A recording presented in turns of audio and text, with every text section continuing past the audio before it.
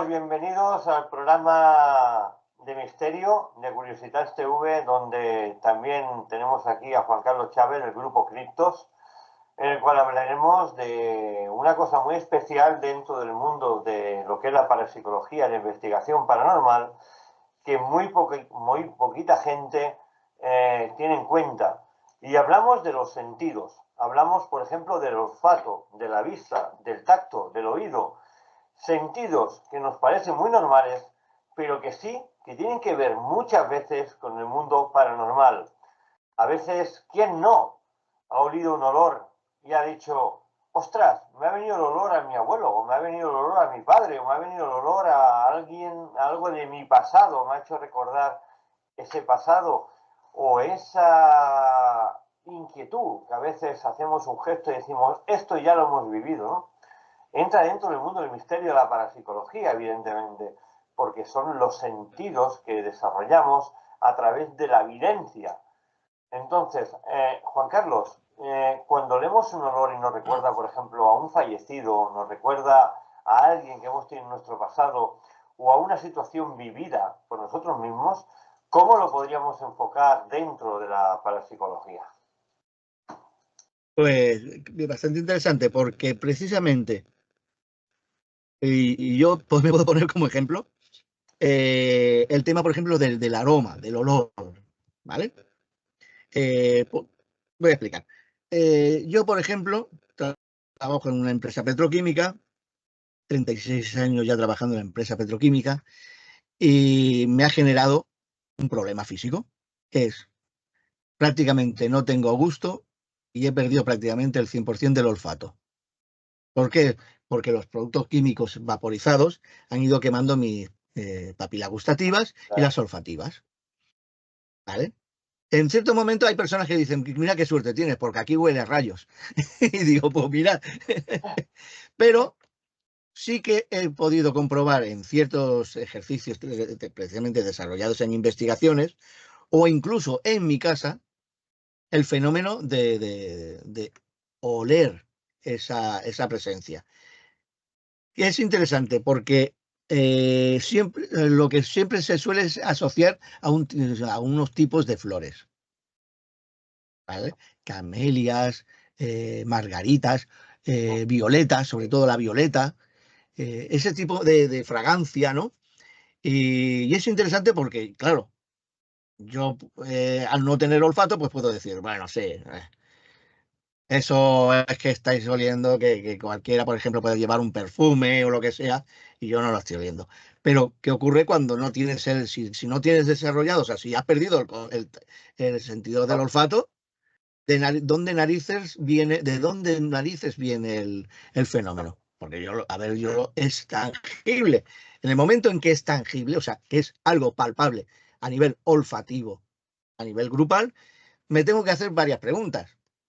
¿Es realmente, o sea, mi mente o mi cerebro está recibiendo una información olfativa o está recibiendo, digamos, una información a nivel de campos magnéticos, que ya he explicado varias veces, los campos magnéticos que se ha ido descubriendo que tiene el cuerpo humano a distintas medidas y que interactúa con los 5 sentidos físicos? Y sabemos perfectamente que nuestros sentidos físicos, a falta de uno, se desarrollan otros. Y entonces, parece ser que este tipo de fenomenología podría venir asociada realmente a otro tipo de sentido, que utiliza al cerebro para que llegue esa información al cerebro, y en el cerebro digamos, se traduce en una sensación. O sea, para entendernos, o sea, un micrófono electrónico, pues resulta que sí, recibe una fenomenología y tal, pero también dice, no, claro, porque es un micrófono. Pero es que un altavoz, cambiándole o sea, la utilización, también puede ser utilizado como micrófono, porque la membrana externa del altavoz resulta que es tan sensible que si lo conectas a un aparato a falta de un micrófono, también puede hacer las veces de micrófono. Va a captar horrible, pero va a captar. Quiero decir que unos sentidos a nivel físico y otros sentidos a nivel físico pueden interactuar a nivel cerebral para dar lugar a una fenomenología. Y entonces yo creo que básicamente pues yo las asociaría realmente a los fenómenos psicapas, o sea, a todo lo que son las psicocinesis y demás elementos electromagnéticos que interactúan con el cerebro. No es clarividencia, o sea, no sería un sigama porque realmente no es una clarividencia, no es una precognición, ni es un elemento telepático como tal, a no ser que, por ejemplo, dijéramos que es que ese aroma que no existe pero que estamos captando sea la proyección de una entidad X o una energía X hacia nuestro cerebro a nivel telepático. Entonces sí que lo podríamos entrar dentro de la fenomenología de los fenómenos psi gamma. Pero sería interesante, ¿no? Porque nos llega a nivel telepático esa información, pero pasando olímpicamente del sistema olfativo. ¿Qué ocurre? Empiezas a pensar que posiblemente sea más telepático o psicocinético que no un fenómeno físico. Por tanto, que las personas que sí que tienen olfato, yo siempre lo pruebo y digo, a ver, este aroma, si tú absorbes, o sea, inhalas con fuerza, viene con más intensidad. El 100% de las veces suelen decir no. Tanto si inhalan poco como si inhalan muchísimo, la intensidad siempre se mantiene. Con lo cual, estaríamos hablando de que no entra por el olfato, sino que sería una señal electromagnética a, con una información X a nuestro cerebro. Ya digo, en la sección de los fenómenos psi gamma o psi kappa. Yo, a ver, básicamente, si es una información telepática, pues es interesante porque esa entidad, digamos, o se ha creado un vínculo para que nosotros a nivel cerebral, ¿vale? Nosotros tenemos una sección del cerebro que es la que interpreta tanto sueños como todo lo que vemos. Y todo eso es un archivo, todo es de recuerdos, de imágenes, de historias, asociación de ideas, asociación de objetos. Y entonces, posiblemente, pues, esta fenomenología lo que se produzca es de forma energética a un cierto punto del cerebro y a partir de ahí que se pueda interpretar de una manera o de otra. Que como ya digo, es muy interesante porque, bueno, primeramente que estaríamos hablando de una entidad o una energía inteligente, muy inteligente, por tanto que sabe, o sea, conoce el funcionamiento del ser humano y conoce su propia naturaleza. ¿Vale? Básicamente, ¿por qué decía lo de la psicocinesis?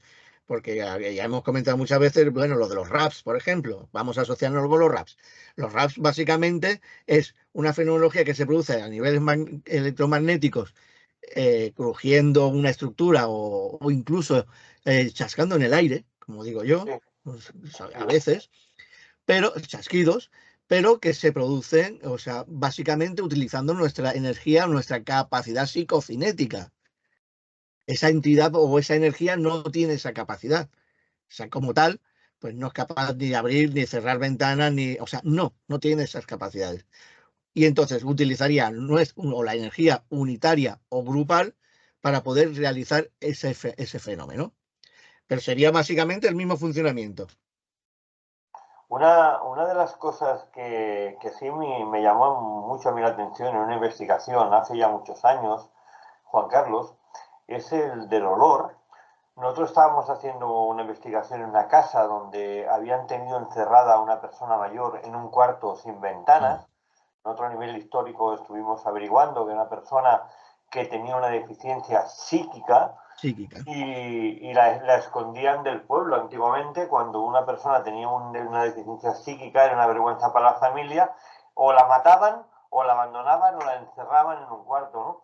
Y en Mm, este caso habían encerrado a una mujer mayor de unos 54, y bueno, mayor de mi edad, 54 o 55 años, en un cuarto totalmente sin ventanas, sin ventilación, sin ningún tipo de chimenea, y nosotros hicimos una serie de psicofonías en aquel lugar A nivel psicofónico no tuvimos ninguna respuesta, hay que decirlo, pero sí que era realmente curioso que cuando nosotros hacíamos una pregunta agradable, olía rosas, olía flores, olía un olor muy bueno, pero cuando intentamos provocar a esa entidad o esa energía, o supuesta energía, siempre hablamos de supuesta Sí, energía, sí, posible, que había claro. en el lugar, por el trato que había recibido allí, olía a pipí. O sea, nos veían los cambios de olores totalmente bruscos, de olor a rosas a olor a pipí, según la pregunta que hiciéramos. ¿Esto se podría introducir en el fenómeno SICAPA, por ejemplo? Bueno, no, en realidad, básicamente, como hemos comentado, sí que en una parte de psicocinesis, pero creo que más, según investigaciones y tal, al fenómeno SIGAMA, o sea, a ese tipo de información. A ver, si estamos hablando de que es todo el grupo el que más o menos, o todo el grupo en concreto en el que esté en la habitación, lo están captando de la misma Todos. manera, Éramos todos, ¿eh? eh, Lo claro, recibimos todos. básicamente lo que está generando es o una telepatía grupal, o, por ejemplo, por eso decía el fenómeno psicocinético, porque la psicocinesis, por ejemplo, claro, no lo conocemos, o sea, creemos que solamente se define como el movimiento de objetos, ¿no? Pero es una energía que produzca, o sea, la psicocinesis es cualquier energía que produzca un cambio en la estructura general que nos rodea, ¿vale? Sea un viento, o sea, una corriente de aire creada, un cambio de temperatura. Un Mm. cambio de temperatura ambiental también es un cambio psicocinético. Están utilizando la energía y eso nos ha ocurrido en algunos sitios donde no éramos bien invitados, bienvenidos, digamos, La y brújula, sabíamos, la claro, y brújula. brújulas, ¿vale? Y entonces, claro, no queda definido todavía hoy en día cuál sería el origen o cómo funciona, ¿no? Si es un sigama, que sea telepático solo y exclusivamente, o si es un fenómeno psicapa. Es un fenómeno que no es psicocinético como tal, o sea, no hay un movimiento, pero hay un cambio estructural en la atmósfera.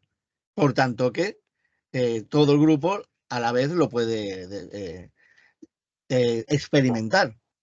Claro, si fuera telepático es muy difícil, a nivel telepático puede pasar, pero es más difícil porque el nivel telepático lo que hace es que cada persona tiene una frecuencia telepática. O sea, para que haya una telepatía grupal, tendría que ser que todos estuviéramos en el nivel exacto. O sea, es como un radial, ¿no? O sea, si tú, no es lo mismo el 105.5 que el 105.6. A lo mejor en el punto 6 eh, captas algo, una interferencia parecida a la de la emisora, pero no captas exactamente la emisora. Porque el dial no es exacto. Nuestra mente, nuestro cerebro, la telepatía humana, o sea, lo que hace es funcionar de la misma manera. O sea, primeramente, para que se produzca esa información, ese intercambio de información, necesitas que dos cerebros o dos mentes estén, por ejemplo, en el 100.5, ni en el punto 6, porque el resultado será mínimo, ni más por arriba ni por abajo, el 105.5, por ejemplo. Es por poner un ejemplo, no significa que la gente no entienda ahora que todo el mundo vamos a buscar que la mente humana está trabajando en el 105.5. No, es poner un ejemplo. Pero ¿qué ocurre eso? Que entonces a nivel grupal es muy difícil que todo, digamos, de 3 a 6 personas tengan o sea, esa frecuencia en el 105.5. Por eso hablo de la interferencia o el cambio a nivel psicocinético, porque es más fácil poder absorber parte de esa energía psicocinética que de forma natural tenemos a nivel energético y que la pueda transformar en un fenómeno, digamos, captable. Recordemos que, por ejemplo, las psicofonías son fenómenos del fenómeno psicapa, o sea, son psicocinéticos. Por tanto, que se está interfiriendo en el normal funcionamiento de un aparato, que es el micrófono en cuestión, ¿no? Con lo cual, pues, ya digo, estamos en ese campo de estudio que es muy interesante, ¿no? Porque, bueno, es que estamos, son campos fronterizos, estamos en la frontera de la ciencia. Con lo cual, bueno, no puedo dar una explicación plausible, sino que generar, digamos, o dar a conocer las hipótesis que pueden existir. Otro de los campos que se han generado en alguna investigación, a mí me sucedió también en la misma casa, es que aquello fue como una montaña rusa, un altibajo, Sí. fue el tema sentimental. Cuando entrabas en una habitación que sabías que allí se había producido el horror ahí del encierro de una persona, o llegabas a una habitación en concreto donde había muerto un niño de tuberculosis, que en los estudios habíamos estudiado todo el tema de la historia de la familia que había vivido allí, y como habían vivido, allí murió un niño en el año 1905 de tuberculosis, sentías cuando entrabas en aquella habitación mucha tristeza, mucha tristeza. En cambio, cuando estabas en un sitio jovial, como era el comedor o abajo en las cuadras, tenías una sensación agridulce y entre agridulce y alegre, ¿no? ¿Pueden ser esos cambios también de sistemáticos de la personalidad también algo que nos indique que hay un fenómeno paranormal? Mira, ahora que has explicado eso, vamos a definir a nivel parapsicología y psicología. Cuando hacemos una investigación, quien ha hecho el trabajo previo de investigación, primero, que normalmente será el jefe, el que lleva el estudio en cuestión, o alguien del equipo. Si es alguien del equipo y el mismo director no tiene conocimiento, no puede interferir en la investigación. ¿Por qué? Porque a nivel psicológico ya está predispuesto. Claro. A nivel psicológico, ¿eh? O sea, tú puedes decir, no, no, no, porque yo estoy... No, no. Hablamos de autosugestión. ¿Vale? Entonces, a nivel investigación, o sea, normalmente como regla primordial, hay dos tipos de partes del equipo. La parte del equipo que tiene el pleno conocimiento del lugar, históricamente y la estructura del lugar, y esa sección del equipo no puede, o sea, no puede ni apuntar lo que siente, lo que deja de sentir, lo que ve o lo que, o sea, ningún sentido, o sea, en ningún sentido. Esa, por ejemplo, para mí es la parte que es esencial para la investigación técnica, que son los que montan y los que llevan los equipos.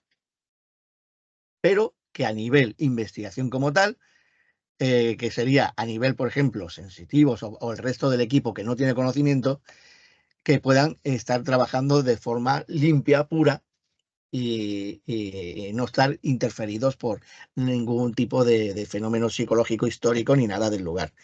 Entonces lo que ocurre que se intenta hacer mucho hincapié en ese aspecto, porque ya digo, es muy fácil de que se puedan generar, digamos, no a voluntad, pero se puedan generar falsas pruebas, ¿vale? O fenómenos, porque incluso se pueden generar fenómenos debido a esta situación. Porque, por ejemplo, por el mero hecho de saber que en una habitación, pues una persona estaba encerrada y tal, eh, no es la misma reacción, por ejemplo, habría que estudiarla, entre personas, por ejemplo, que no tienen nada de conocimiento, le dicen, vamos a esta habitación y tal. Y siempre habrá una predisposición, porque si esa persona, esa parte del equipo que no conoce el lugar, no tiene historia del lugar ni nada, entra en esa habitación, claro, primeramente ya hay una predisposición. Normalmente yo, por ejemplo, cuando voy con el equipo de investigación de este tipo, o sea, esta sección del equipo, yo voy como cámara y solo digo una cosa. Vamos a recorrer el lugar, ¿vale? Y entonces, o sea, no digo ni mu. Ah, porque yo siento. Y yo siempre digo lo mismo. Es que noto una... Digo, apunta, apunta, apunta, apunta. No quiero saber nada, no, apunta. Y no quiero que lo sepas ni tú, o sea, que lo sepas tú. Tú apuntas lo que sientas y no lo digas en voz alta, ni lo murmures, ni hagas en voz baja. Digo, porque luego no va a servir ni siquiera para prueba psicofónica. No Ah, quiero nadie hablando. Y si tenéis que decir algo, en voz alta. audible, totalmente audible. Digo, para que podamos definir qué es una interferencia o no. Bueno, ocurre esto. Y entonces en las investigaciones hacemos mucho hincapié en esto, en que la parte de esa parte del equipo vaya a su aire. Y sobre todo eso, con su libretita o con unos cuestionarios que tenemos y que apunten lo que sientan, pero que lo apunten, que no lo digan. Y entonces es cuando tienes los mejores resultados, porque entonces defines si cuando has estado en ese lugar, una persona del equipo a lo mejor coge y ha dicho, es habitación tal, eh, claustrofobia. Me ha venido a la cabeza la palabra claustrofobia y la ha apuntado, ha puesto claustrofobia, odio, rencor, ¿no? ¿Por qué? Porque es eso, porque no vale, es que ya no vale ni siquiera aquello de decir, a entrar en una habitación y llevar a la gente a decir, ¿qué sentís? Claro, automáticamente lo primero que van a pensar es que si se le lleva a esa habitación ya hay una predisposición, porque algo tiene que haber ocurrido en esa habitación. Si, claro, si es agobiante, pues lo primero que van a poner, lo más normal es que si es habitación abierta al de esto, alegría. Si es oscura y no tiene ventilación, claustrofobia. Esas son dos palabras que son habitualmente bastante definidas y que luego en la investigación posterior, en el análisis, pues solemos definir como elemento no creíble, porque son los sentidos humanos nos engañan, nos engañan también. Claro, tú, por ejemplo, puedes ver una habitación preciosa con yo he visto en alguna casa, ¿no? Que dices incluso unas decoraciones en las paredes y tal, buena ventilación, incluso a lo mejor incluso habitaciones con chimenea. Y claro, lo primero que puedes pensar, hogareño, ¿no? Que eso era una sala de estar, o una habitación de persona importante en la casa y tal. Pero eso ya no es válido. Entonces, por ejemplo, ahora resulta que haces la investigación histórica y dicen, pues ahí entró en la guerra civil, entraron a saco paco y fusilaron allí mismo a toda la familia. ¿Vale? Claro, ese es el sentido, tú saber que hay un hecho histórico, tú te lo callas y entonces, si un auténtico sensitivo, entra en esa habitación, lo primero que va a decir es, no me voy a engañar por los sentidos. La habitación es muy bonita, pero yo me estoy sintiendo fatal y lo apunte. Incluso hay personas que conozco, que grandes sensitivos, que terminan diciendo, no, no me voy de la habitación, no, no puedo estar aquí. Apunta, apunta todo lo que sientes. Sí, sí, yo apunto todo, pero no puedo estar aquí dentro. Y luego cuando haces el análisis te encuentras con la sorpresa. Esos son los datos más interesantes de una investigación. Hay una cosa que has tocado que nosotros también tuvimos en cuenta en esta investigación de esta casa en concreto. Era una casa que nosotros teníamos cuando yo trabajaba en la inmobiliaria. Mm. Todos los comerciales decían que en la escalera sentían como si les tocaran o intentaran empujar, pero claro, evidentemente nosotros cuando hicimos la investigación toquemos esa posibilidad de lo que es la autosugestión grupal, Ujú. tanto en olores como en sensaciones. Incluso un momento que yo sentí un frío muy terrible, muy fuerte aquí en el codo, se Intenso, hizo ¿no? la foto y salió un orbe justo donde yo sentía el frío. Lo enfoquemos todo a las casualidades y Vale. al tema grupal, pero lo que sí que es curioso que las familias que entraban a vivir en esa casa duraban 2 meses, se iban de esa casa a los 2 meses, no duraban más de 2 meses. Entonces te hace pensar o te hace preguntar si realmente en aquella casa había un Una claro entidad, caso una energía. de Poltergeist, porque Sí, claro, evidentemente estamos hablando no solamente de los hechos probados y contrastados por el equipo de investigación, sino que también que toda aquella persona que iba a vivir en aquella casa acababa yéndose a los 2 meses y que también todas las personas que iban a visitarla sentían esos fenómenos extraños, todo no tener clarividencia ni creer mucho en estas claro, cosas, que es muy importante claro. esto, Juan Carlos. A ver, es que a ver, es esencial. Eh, lo que ocurre es eso, por ejemplo. y que lo hemos tratado en un montón de ocasiones. Claro, tienes que eliminar todas las posibilidades, porque o sea, hay que hacer el estudio radiestésico, o sea, saber, por ejemplo, qué tipo de anomalía puede tener esa vivienda.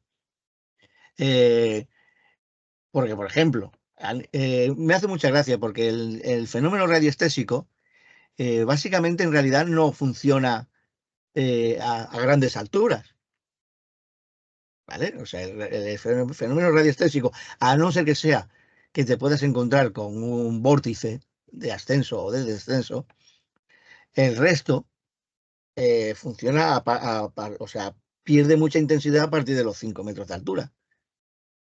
¿Vale? Es un fenómeno, digamos, no es electromagnético, no se sabe exactamente cómo funciona, se sabe que es un tipo de frecuencia energética, pero claro, no tenemos el aparato hoy en día. Mientras la ciencia no tenga un aparato, no lo da por hecho, ¿vale? Porque dirá, no, no, no, no, esto, bueno, pero existe el fenómeno. Y se sabe que el fenómeno a nivel de tierra, o sea, a partir de los 5 metros pierde intensidad. Entonces, hay veces, por ejemplo, que veo gente que hace el estudio radiestésico, tú imagínate, en un piso quinto, un piso, un sexto piso, y los veo ahí con la varilla y con los péndulos ahí haciendo el estudio radiestésico, y digo, a ver, está bien, por una parte dices, está bien, porque puede haber un vórtice, y entonces a lo mejor pues descubres el vórtice, pero, o sea, si lo tienes que hacer, lo tienes que hacer a ras de tierra. Ras de tierra, ras de A ras tierra. de tierra, o sea, tienes que pedir permiso y decirle a un vecino que esté a menos de 5 metros de altura, oiga, mire, es que le parecerá raro, pero es que estamos haciendo un estudio radiestésico del edificio en sí para saber si es un edificio enfermo o no. Que a Entonces veces, hay personas que te dirán, "Esta- hijo mío, ¿qué has bebido o qué te has fumado? Venga, fuera. Otros no, otros.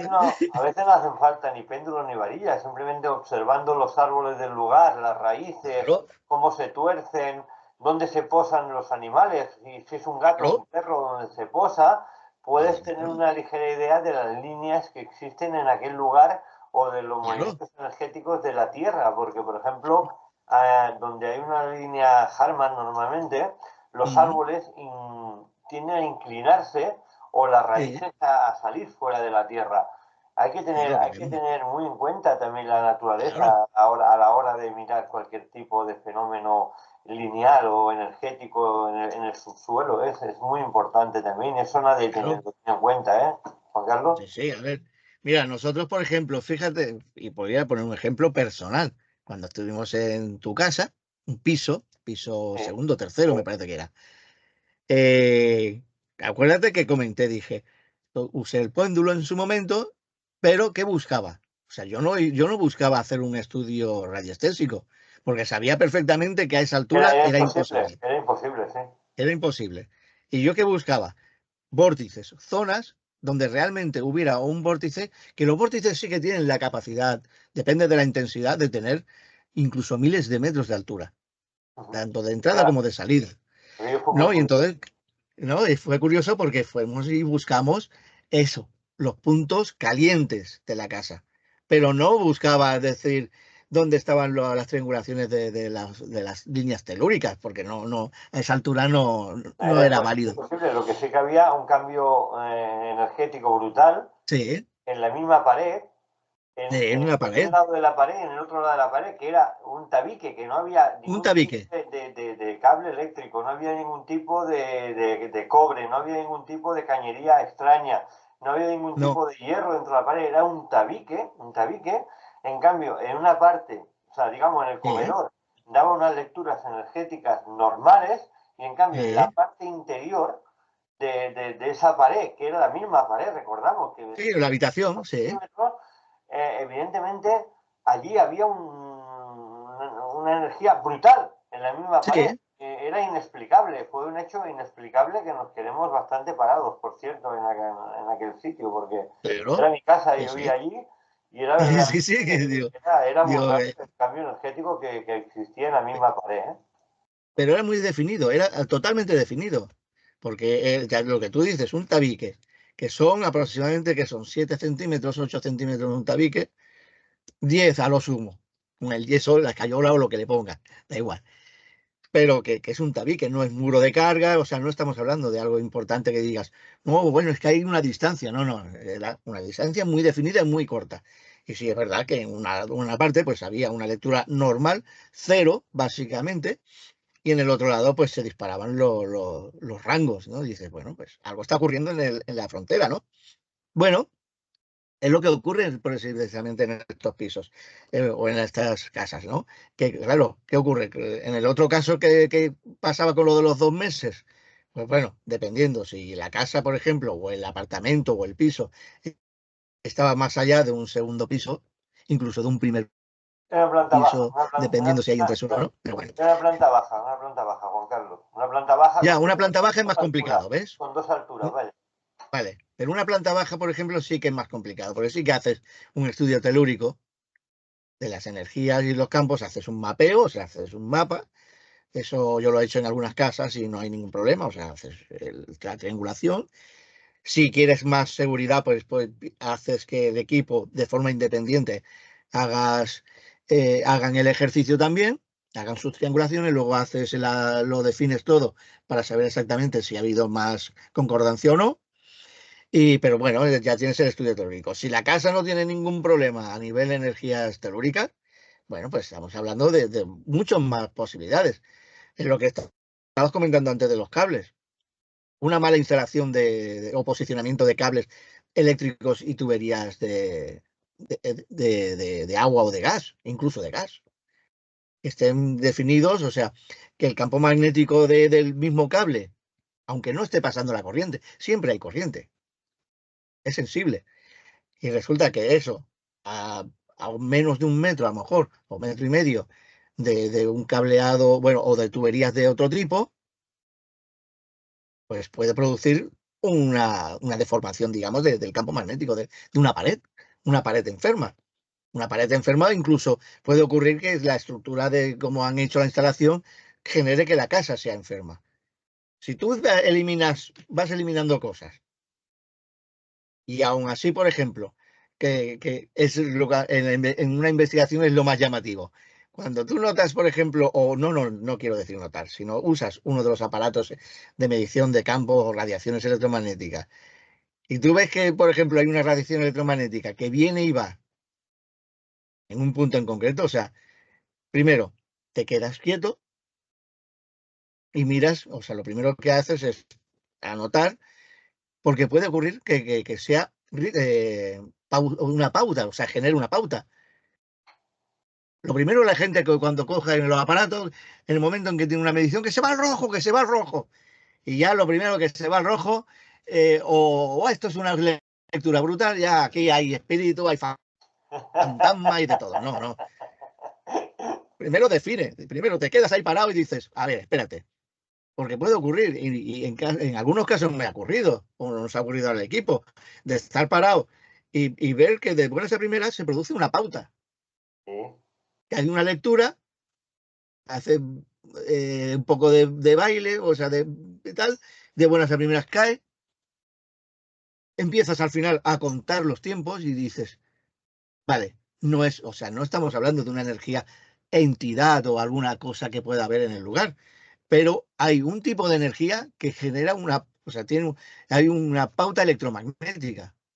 Si es una pauta electromagnética es o algo que hay debajo de la Tierra, ya estaríamos hablando que asociado posiblemente a algo medio telúrico, o sea, algo de energético o campo magnético natural de la Sí, Tierra, claro, evidentemente. o un aparato. Recuerdo de un estudio que se hizo en un local, no miento, en un primer piso,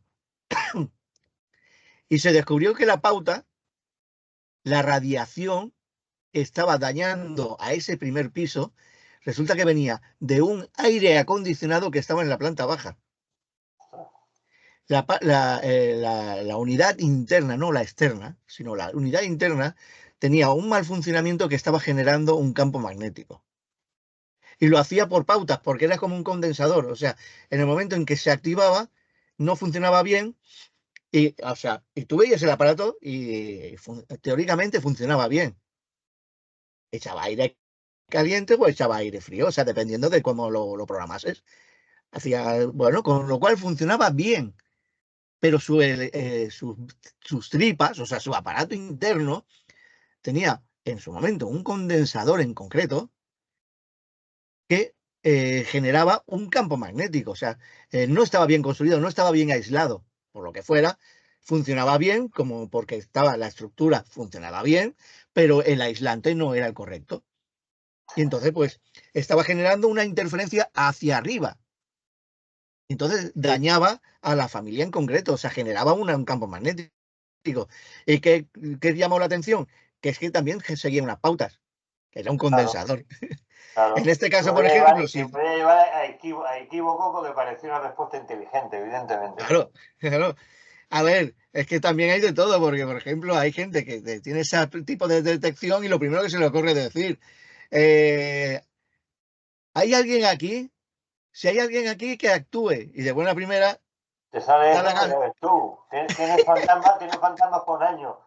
Juan Carlos, pues con los fantasmas hemos acabado en este programa de Publicitas TV, donde estás tú como Grupo Criptos también, y nos das tu experiencia, tu sabiduría y tu personalidad tan curiosa y tan buena como siempre. Tenemos que despedir aquí. Yo creo que es un programa interesante. Hemos hablado de cosas que seguramente no se tocan muchas veces en el mundo de las investigaciones, pero que nos dan respuestas a muchas preguntas que a veces nos hemos lanzado al aire, ¿no? Gracias y nos vemos la semana que viene aquí en Curiositas TV, en este programa que tanto es tuyo como Grupo Criptos como nuestro en Curiositas TV. Hasta la semana que viene.